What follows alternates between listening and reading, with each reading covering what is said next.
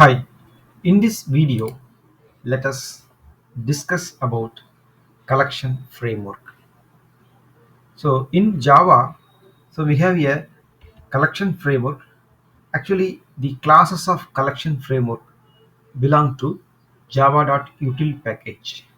Okay, these collection framework classes act as containers of Java objects. So we can store Java objects into these classes.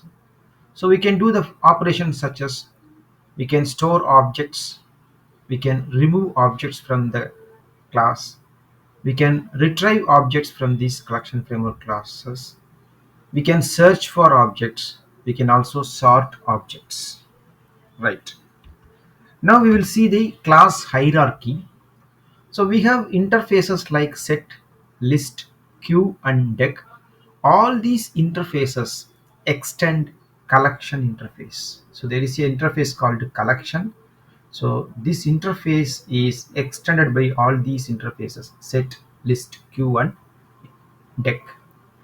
So we have a concrete classes for set interface, which are hash set. We have linked hash set. We have tree set. We have also concrete classes for list interface, where we have array list, vector, linked list. Then priority queue is the concrete class for queue interface. Then we have array deck. Array deck actually extends from queue and deck. Okay. So apart from this, so we have a separate class hierarchy for map. So we have a interface called map, and we have concrete class for this interface like hash table and hash map. So we have also linked hash map. So we have tree map. Okay, so we will see all these classes in our upcoming session.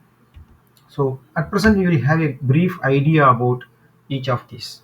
So array list, actually it uses used for random access. We can randomly access objects from array list. We can use index for storing and retrieval.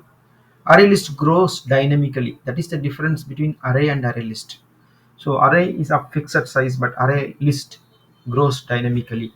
Okay, that means as and when you add new objects, the size will get increased. Right. Next thing is hash map.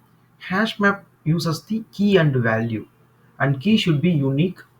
And hash map allows one null key and multiple null values. Right. So we have hash set. Hash set actually maintains unique values. We cannot store duplicate objects into hash set. But this hash set actually uses internally equals and hash code method to maintain the uniqueness. To avoid duplicate values, equals and hash code methods are used by the hash set. Okay.